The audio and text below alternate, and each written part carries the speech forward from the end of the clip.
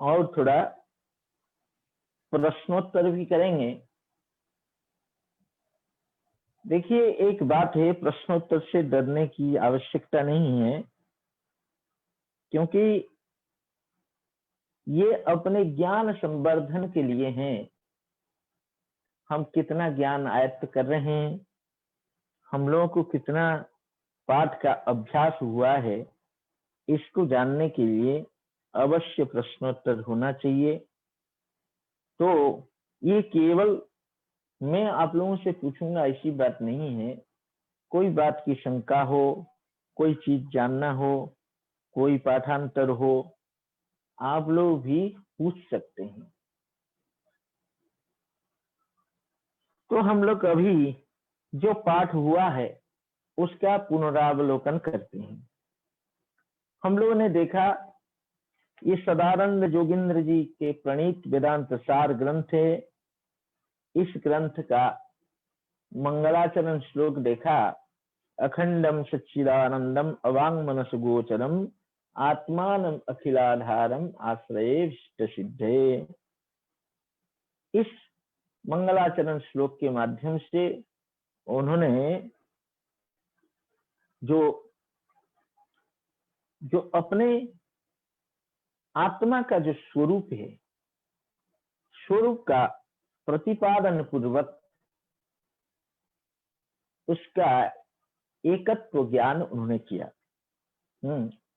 अखंड भेद त्रय रहित सच्चित आनंद स्वरूप, वाणी और मन के अगोचर, समस्त चराचर प्रपंच का अधिष्ठान, अध्यास अधिष्ठान, ऐसे आत्मा का हम आश्रय करते हैं या एकत्रीन ज्ञान करते हैं। मैं ही ऐसे आत्मा हूं, इस तरह का ज्ञान करते हैं मोक्ष की सिद्धि अथवा ग्रंथ की परिसमाप्ति के लिए। उसके बाद उन्होंने जो दूसरे मंगल श्लोक में उन्होंने गुरु प्रणाम किया, जो अर्थतः अपि अद्वयानंद स्वरूप, ऐसे अद्वयानंद हमारे गुरु जिनका द्वैत भान अतीत हो चुका है, उनको प्रणाम करते हुए वेदांत सार को मैं यथामति कहूंगा। ऐसे ग्रंथ आरंभ की प्रतिज्ञा की। ग्रंथारंभ के बाद फिर वेदांत सार का नाम आया, वेदांत सारम बख्शे यथामति, ऐसे करके उन्होंने कहा। तो ये वेदांत सार क्या है, वेदांत क्या है जिसका सार आप बताएंगे, उस प्रकार उन्होंने बताया। वेदांत नाम उपनिषद प्रमाणम तदुपकारिणी शारीरिक सूत्रादि। वेदांत का लक्षण उन्होंने बताया। और वेदांत क्या है ना, उपनिषद प्रमाण, उपनिषद स्वरूप जो प्रमाण है वही वेदांत है, इस तरह का उन्होंने बताया। और उसके उपकारक है शारीरिक ब्रह्म सूत्र आदि जो ग्रंथ है उसके उपकारक है। उसके बाद उन्होंने बताया इस वेदांत सार का अनुबंध मूल वेदांत का अनुबंध के समान है, इसीलिए इसको अलग इस ग्रंथ का अनुबंध चतुष्टय बताने की आवश्यकता नहीं है। मूल जो वेदांत ग्रंथ का अनुबंध उन्होंने बताया, अधिकारी विषय संबंध और प्रयोजन। और अधिकारी का उन्होंने लक्षण बताया। अधिकारी का लक्षण बताया है जो विधिवत वेद वेदांग का अध्ययन कर लिया हो, आपातत उसका संपूर्ण वेद और वेदांग का अर्थ का परिज्ञान कर लिया हो, है ये कर्म इस जन्म में किया हो या जन्मांतर में किया हो, काम्य निषिद्ध का वर्जन कर लिया हो, और नित्य नैमित्तिक प्रायश्चित उपासना के माध्यम से अपने अंतकरण को संपूर्ण रूप से स्वच्छ निर्मल कर लिया हो। ऐसे नित्यांत निर्मल अंतकरण व्यक्ति और साधन चतुष्टय संपन्न व्यक्ति ही अधिकारी है। इसमें जो शब्द सब आए जो अधिकारी के लक्षण में, जैसे काम्य आया, जो निषिद्ध आया, इन सब का प्रतिपादन शास्त्रकार ने किया। उसके बाद ये अधिकारी का लक्षण हुआ। अधिकारी के बाद विषय का लक्षण बताया। विषय क्या है? जीव ब्रह्मैक्यम शुद्ध चैतन्यम प्रमेयम। जीव और ब्रह्मैक्य रूप शुद्ध चैतन्य, यही प्रमेय है, यही वेदांत का विषय है। जीव ब्रह्म का ऐक्य ही वेदांत का विषय है। संबंध क्या है न? तो तदैक्य प्रमेयस्य तत्प्रतिपादिक उपनिषद प्रमाणस्य च बुद्धि बोधक भाव। करें संबंध बोध्य बोधक भाव संबंध है। बोध्य वो जीव ब्रह्म का ऐक्य रूप जो शुद्ध चैतन्य वो बुद्ध है, बोधक ये शास्त्र है। इस तरह का दोनों का बोध्य बोधक भाव संबंध है। प्रयोजन क्या है? न मोक्ष ही प्रयोजन है। उसको उन्होंने बताया तदैक्य प्रमेय गता ज्ञान निवृत्ति स्वस्वरूपानंदा वाप्तिश्च। उन्होंने बताया जीव ब्रह्मैक्य रूप प्रमेयगत अज्ञान की निवृत्ति, अज्ञान की निवृत्ति और अपने स्वरूप आनंद की अवाप्ति, इसी को मोक्ष भी कहते हैं। इसमें प्रमाण वगैरह दे दिया, तरति शोकम आत्मविद्या।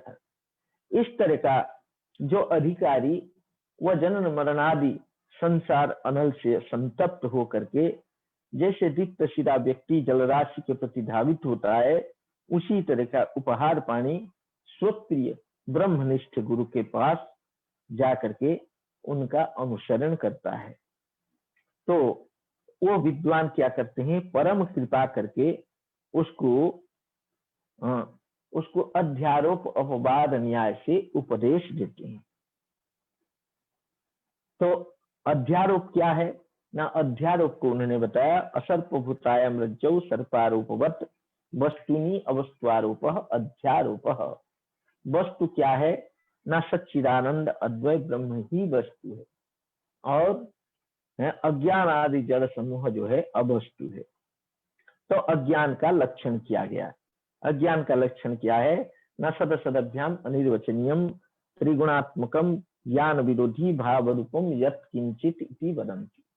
इस तरह का अज्ञान का लक्षण कर दिया गया, उसमें प्रमाण भी दे दिया गया। इस अज्ञान का दो भेद बताया गया, समष्टि और व्यष्टि भेद बताया गया है। समष्टि अज्ञान और व्यष्टि अज्ञान के लिए उसमें एक लौकिक उदाहरण के लौकिक दृष्टांत के माध्यम से भी समझाया गया और उसके बाद समष्टि अवच्छिन्न समष्टि उपहित चैतन्य का नाम ईश्वर बताया और व्यष्टि उपहित चैतन्य का नाम प्राज्ञ बताया। इस तरह का ये जो ईश्वर और प्राज्ञ ये दोनों जो ये सुषुप्तिकालीन अवस्था का नाम ही ईश्वर और प्राज्ञ है। ये क्या करते हैं ना? उस समय आनंद का उपभोग करते हैं। आनंद भुक चेत मुख प्राज्ञ, इस तरह का उसका ये दिया। और इनका समष्टि और व्यष्टि अज्ञान का अभेद बताया और इनके उपहित चैतन्य का भी अभेद बताया। तो इनसे जो अनुपहित चैतन्य, इनके आधारभूत जो अनुपहित चैतन्य है उसको शुद्ध चैतन्य बताया। यही जो सर्वं खलु इदं ब्रह्म इत्यादि महावाक्य का लक्ष्य है। और इनसे जो उपहित चैतन्य है और अज्ञान आदि और उससे उपहित चैतन्य वगैरह उसका वाच्य है, इस तरह का बताया। और आगे बताया इस अज्ञान का आवरण विक्षेप नामक दो शक्तियां हैं।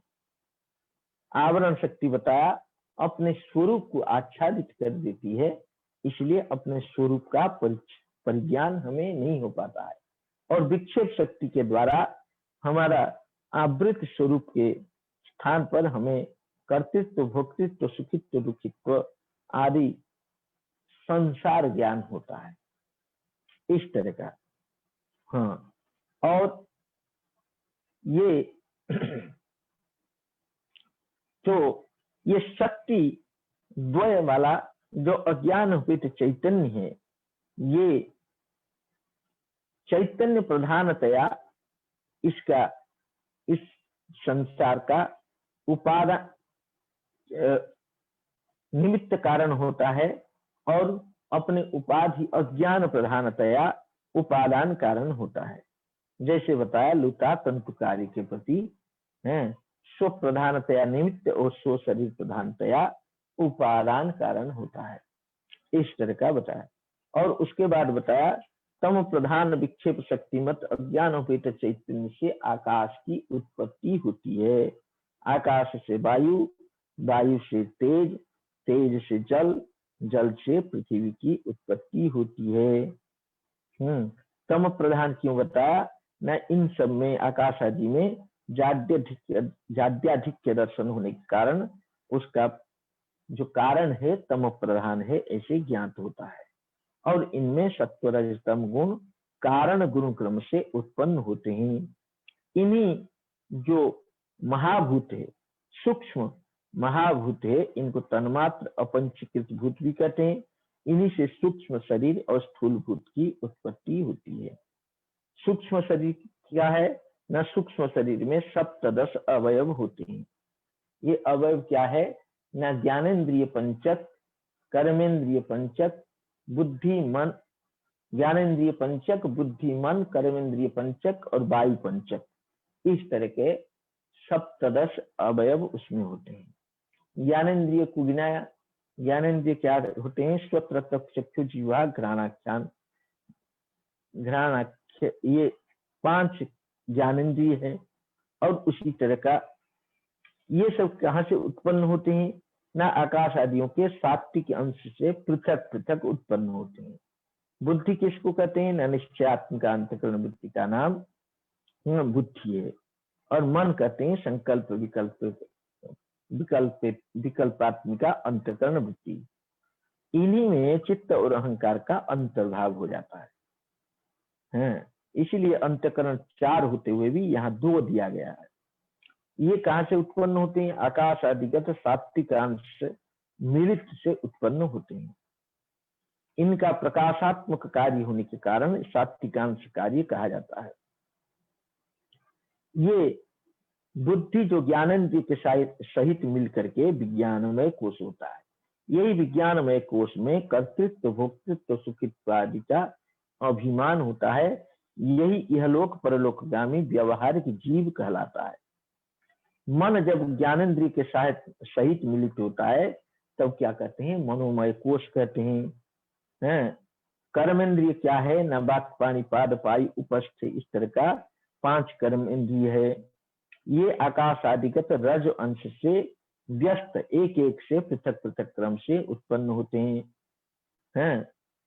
फिर वायु कितने हैं न, प्राण अपान उदान व्यान उदान समान है।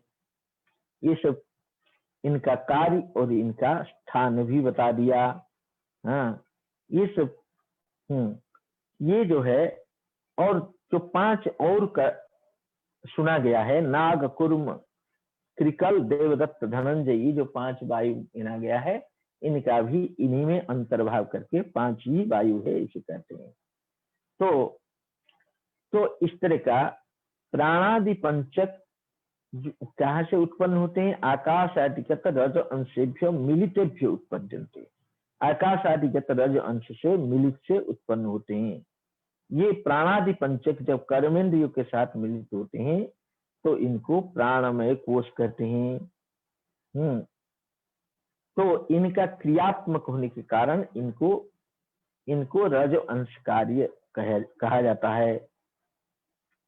तो इन जो 3 कोश हम लोगों ने पढ़ा, विज्ञानमय कोश, मनोमय कोश और प्राणमय कोश, इनमें विज्ञानमय कोश है ज्ञान शक्तिमान कर्तृ रूप, मनोमय कोश इच्छा शक्तिमान करण रूप, प्राणमय कोश क्रिया शक्तिमान कार्य रूप है।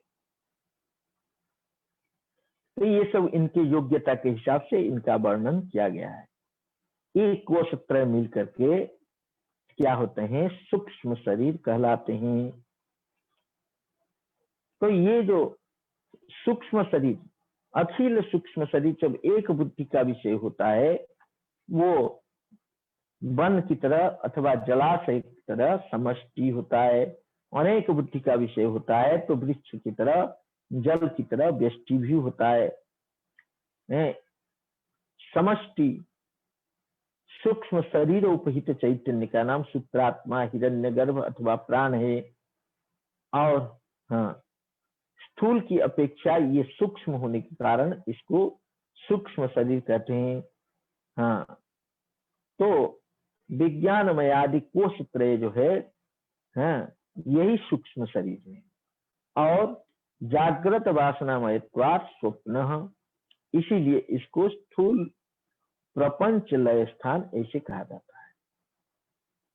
और व्यष्टि उपहित चैतन्य, व्यष्टि सूक्ष्म शरीर उपहित चैतन्य का नाम तेजस होता है, क्योंकि तेजमय अंतकरण से उपहित है।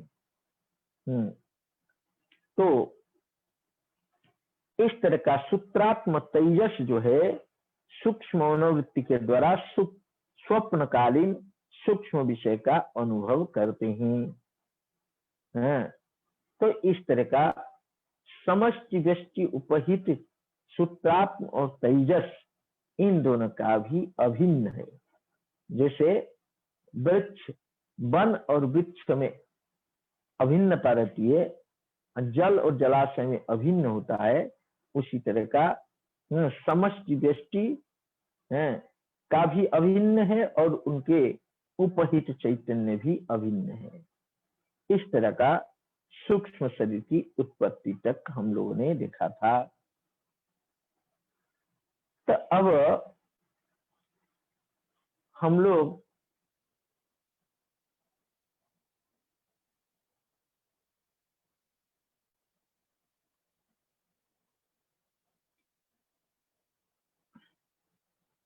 कुछ देर के लिए अगले पाठ पढ़ते हैं और कुछ देर के लिए अपने जो प्रस्ताव कल जैसे हम लोगों ने विचार किया था प्रश्नोत्तर भी करेंगे। अभी कुछ देर के लिए कुछ पाठ को आगे बढ़ाते हैं। नया पाठ पढ़ाने के पहले मैं थोड़ा स्क्रीन शेयर कर रहा हूँ। जिनके पास पुस्तक न हो तो पुस्तक रखना तो बहुत जरूरी है। अगर पुस्तक किसी के पास नहीं हो, देख सकते भले ही, लेकिन पुस्तक रखना बहुत जरूरी है।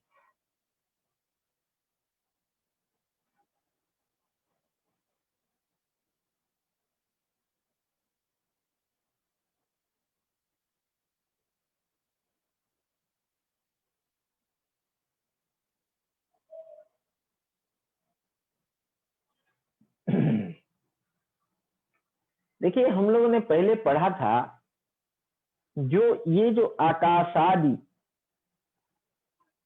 महाभूत की उत्पत्ति हुई, उस प्रसंग में हमने पढ़ा था जो आकाश, वायु, तेज, जल और पृथ्वी, इनकी जो उत्पत्ति हुई है, इन्हीं को जो पंच तन्मात्र भी कहा गया था, सूक्ष्म भूत भी कहा गया था और इन्हीं को अपंचीकृत भूत भी कहा गया था।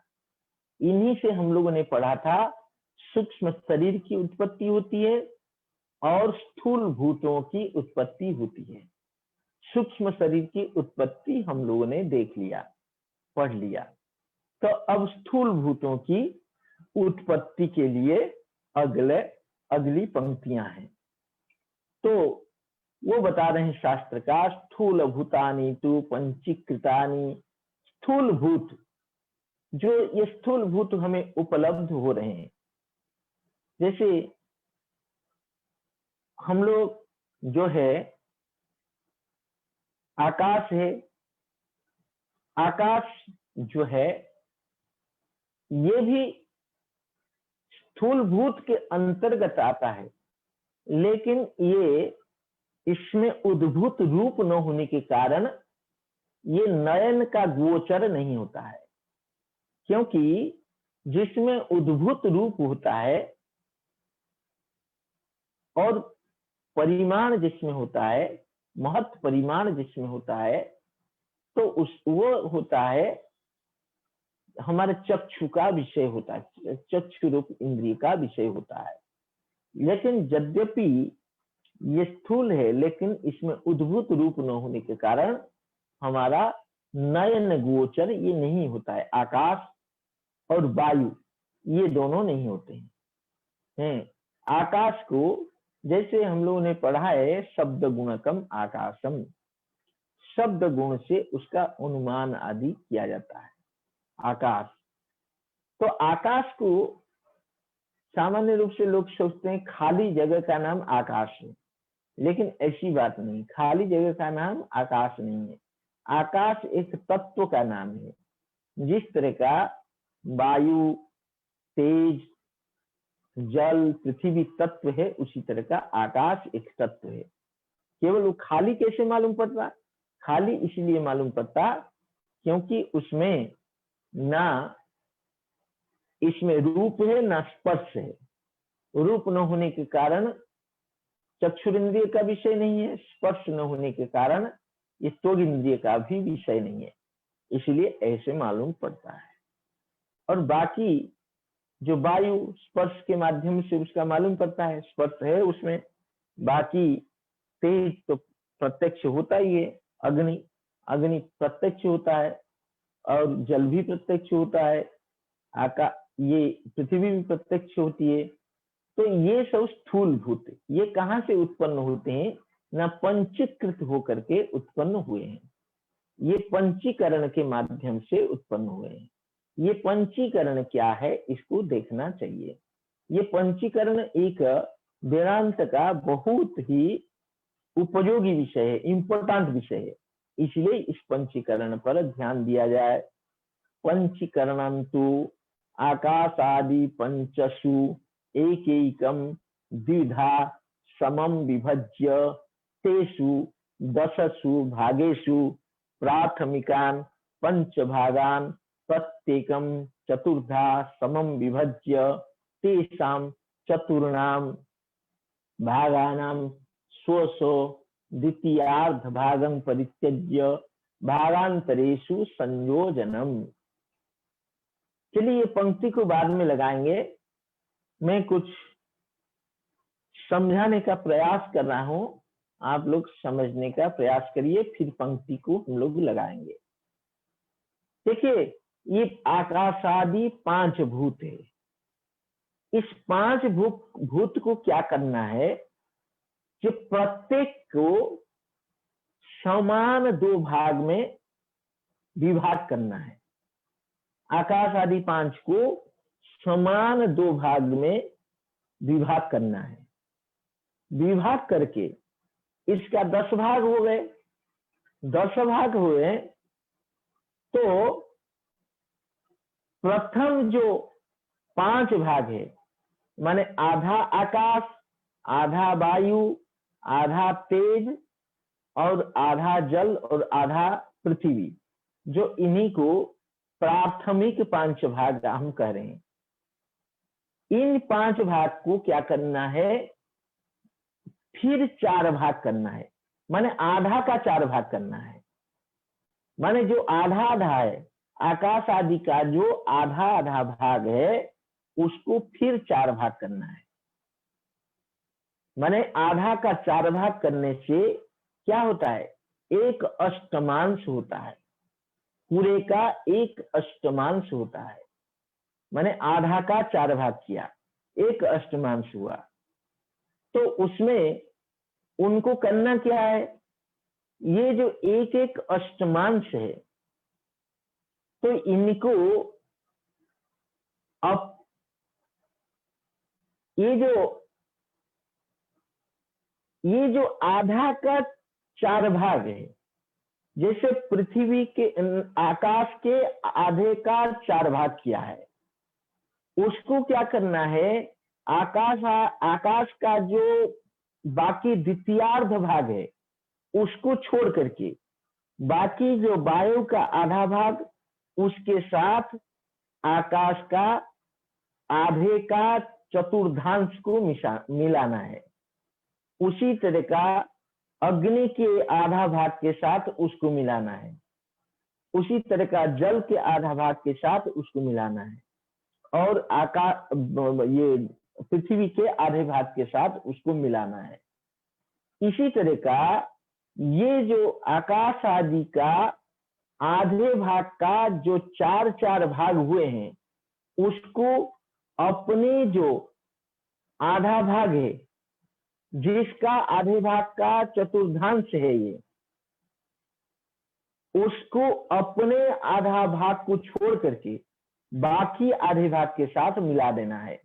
इस तरह का मिला देने से ये क्या क्या हो जाते हैं ना, जो पंच पंच हो जाते हैं। पंच पंच हो जाते हैं का तात्पर्य हुआ, जो इनमें आकाश में आकाश का आधा भाग रहेगा और बाकी जो आधा भाग है वायु, तेज, जल और पृथ्वी को लेकर के आधा भाग है। माने आकाश के आधा भाग अपना है, बाकी भूतों के आधा भाग है। उसी तरह का तेज का आधा भाग अपना है, बाकी आधा भाग बाकी जो चार भूत है उनके समान समान। उसी तरह का तेज का आधा भाग अपना, बाकी आधा भाग जो बाकी चार भूत जो रह गए उनका समान अंश है। उसी तरह का जल का अपना आधा भाग है, बाकी आधा भाग बाकी भूतों को लेकर के है। इसी तरह का पृथ्वी का भी समझना। इसी को हम पंक्ति के माध्यम से देखते हैं। क्या है? पंचीकरणम तू। पंचीकरण किसको कहते हैं उसको बता रहे हैं।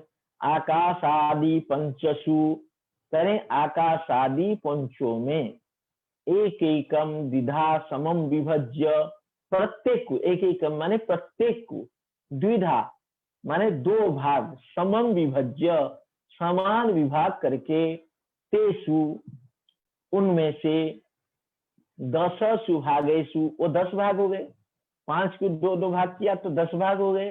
10 भाग में से प्राथमिकान पंच भागान, जो पहला 5 भाग है माने आधा आकाश, आधा वायु, आधा तेज इत्यादि जो पंच भाग है, उनको प्रत्येकम चतुर्धा समम विभज्य, प्रत्येक को 4 भाग समान समान करके विभाग करके, तेषाम चतुर्नाम भागा नाम, उन चतुर जो 4 भाग है उनको क्या करना, स्व स्व द्वितीयार्ध भागं परित्यज्य, अपना अपना द्वितीयार्ध भाग को छोड़ करके, माने आकाश है तो आकाश के द्वितीयार्ध भाग को छोड़ करके बाकी जो पंचभूत के आधा भाग में उसको मिला देना है। स्व स्व द्वितीयार्ध भागं परित्यज्य, परित्याग करके, भागांतरेषु संयोजनम, भागांतर में उनका संयोजन कर लेना है। तदुत्तम, इसमें एक पंचदशिकार का ये कर रहे हैं, वाक्य का उदाहरण दे रहे हैं। क्या कह रहे हैं? द्विधा विधाय चैकैकम चतुर्धा प्रथमं पुनः स्वस्वेतर द्वितीयांशै योजनात् पंच पंचते। करें द्विधा विधाय चैकैकम, आकाश आदि प्रत्येक को द्विधा विधाय माने दो दो भाग करके, चतुर्धा प्रथमं पुनः उनके प्रथम भाग को 4 भाग करके, स्वश्वेतर द्वितीयांश अपने भूत से इतर भूत के जो द्वितीयांश है उनके साथ योजनात् योजन योग करने से पंच पंचते, प्रत्येक भूत पंच पंचात्मक हो गए। तो इस तरह के पंचीकरण है। कहते हैं एक त्रिवितकरण श्रुति आती है, त्रिवितकरण श्रुति आती है। कहते हैं ये त्रिवितकरण तो श्रुति में आती है लेकिन ये पंचीकरण तो कहीं नहीं आती है, ये कैसे प्रामाणिक होगा? उसके ऊपर ये पंक्ति है, अस्य अप्रामाण्यम, अस्य माने पंचीकरणस्य, अप्रामाण्यम न आशंकनीयम, इसका अप्रामाण्य की आशंका नहीं करनी चाहिए। त्रिवितकरण श्रुते है, करें ये अप्रामाण्य की शंका क्यों हो रही है? क्योंकि श्रुति में त्रिवितकरण आती है। त्रिवितकरण आती है का मतलब श्रुति में इस तरह का आता है, तेज अप और अन्न इनकी सृष्टि हुई है, इन्हीं का इसी तरीके से माने एक प्रत्येक भूत को, माने ये जो 3 हुए, तेज अप अन्न का मतलब तेज, जल और पृथ्वी। तेज तेज माने अग्नि, जल और पृथ्वी, इनकी सृष्टि बताई गई है और इन्हीं का त्रिविधकरण बताया गया। त्रिविधकरण का मतलब उसी तरह का एक भूत, प्रत्येक भूत को आधा आधा करेंगे और आधा करके प्रथम आधा भाग को फिर आधा आधा करेंगे, फिर आधा आधा करके अपने आधा भाग को छोड़ करके बाकी आधे भाग के साथ आधा का जो आधा आधा भाग उसको मिला देंगे। इस तरह का त्रिविधकरण श्रुति आती है।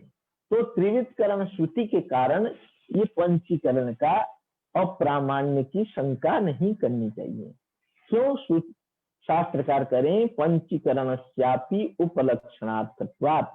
ये जो त्रिविधकरण दिया है ये पंचीकरण का उपलक्षण है। उपलक्षण माने स्वबोधकत्व सति स्वीतर बोधकत्वम। अपना तो बोध, त्रिविधकरण अपना तो बोध कराएगा ही, बल्कि पंचीकरण का भी बोध करा देगा। यही उपलक्षण है, अपना भी बोध कराएगा और अपने से इतर का भी बोध कराएगा। करें पंचानाम पंचात्मकत्वे समानेपि। करें ये जो पंच महाभूत ये तो पंचात्मक हो गए हैं, तो पंचात्मक हो गए माने आकाश में केवल आकाश नहीं है, आकाश में वायु भी है, तेज भी है, जल भी है, पृथ्वी भी है, इसीलिए ये पंचात्मक हो गए।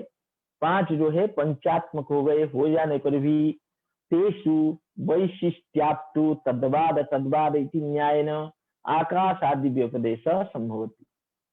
एक ब्रह्म सूत्र में एक सूत्र आया है वैशिष्ट्याप्तु तद्वाद तद्वाद, माने इसमें का आकाश आदि का जो वैशिष्ट्य है, वैशिष्ट्य क्या है ना, आकाश आदि, आकाश में आकाश का आधा भाग है इसलिए उसका विशेषता है, बाकी का तो एक अष्टमान से उसमें पड़े हैं, लेकिन उसका तो खुद का आधा भाग है इसीलिए उसका तद्वाद होता है ना, माने आकाशादि कथन होता है। माने आकाश आदि का वैशिष्ट्य उसमें होने के कारण आकाशादिवाद माने आकाशादि कथन होता है। ये जो तद्वाद तद्वाद लिखा गया ये द्वितीय अध्याय की परिसमाप्ति के लिए 2 बार तद्वाद तद्वाद है। उसी करें वैशिष्ट्यात्तु तद्वाद तद्वाद इति न्यायेन आकाश आदि व्यपदेश, आकाश आदि कथन संभव होता है।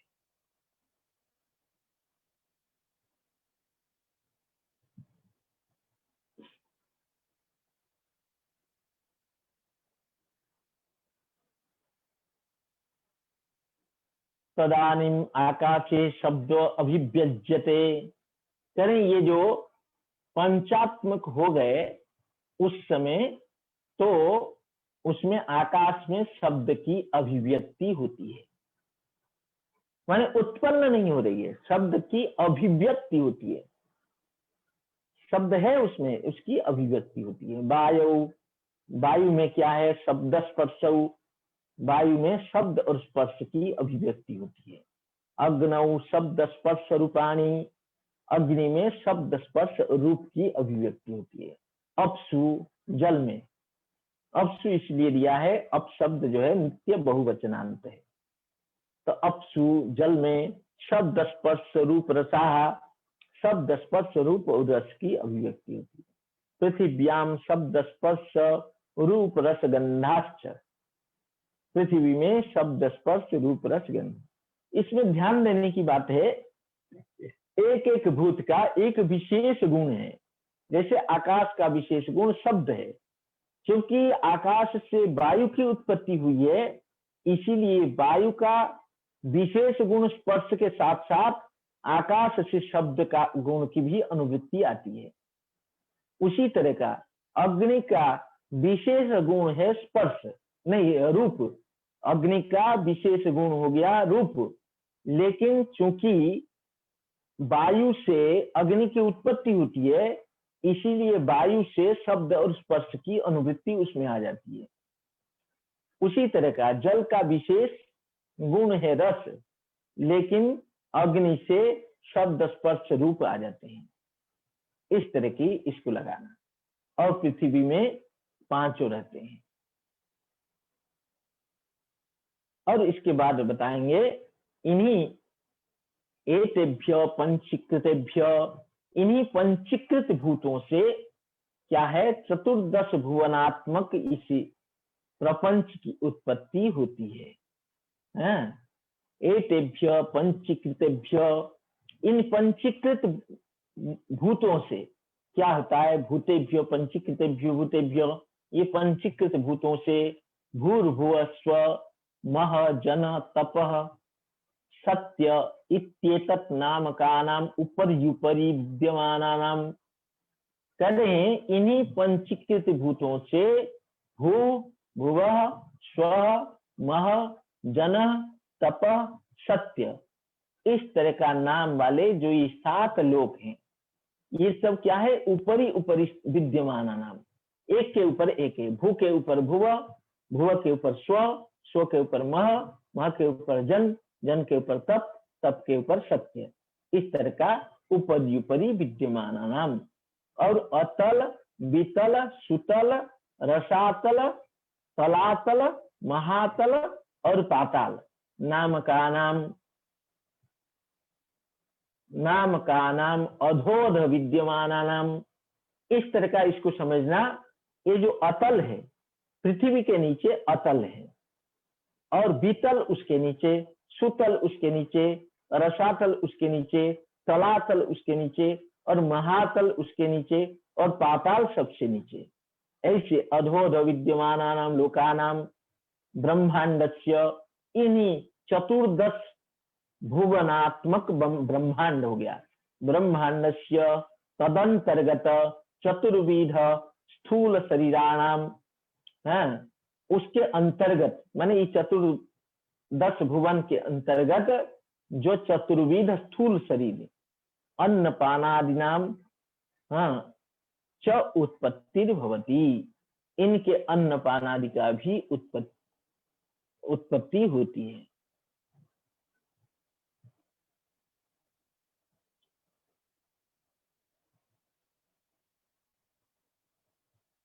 तो हम पाठ को यहीं रोकेंगे, और अब जैसे हम लोगों ने विचार किया था, हम लोग थोड़ा सा आप लोगों को जो भी प्रश्न पूछना है आप लोग भी पूछ सकते हैं, और बाकी हम थोड़ा सा इसका प्रयास करेंगे, आप लोगों को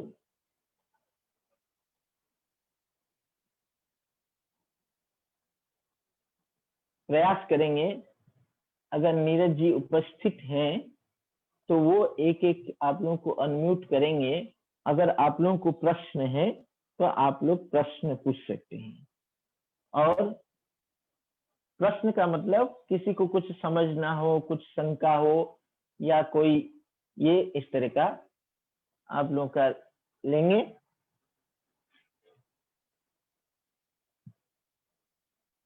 कमल पौडेल जी कुछ बोल रहे हैं, मैं नहीं लगाया था इसलिए मुझे पता नहीं चल रहा।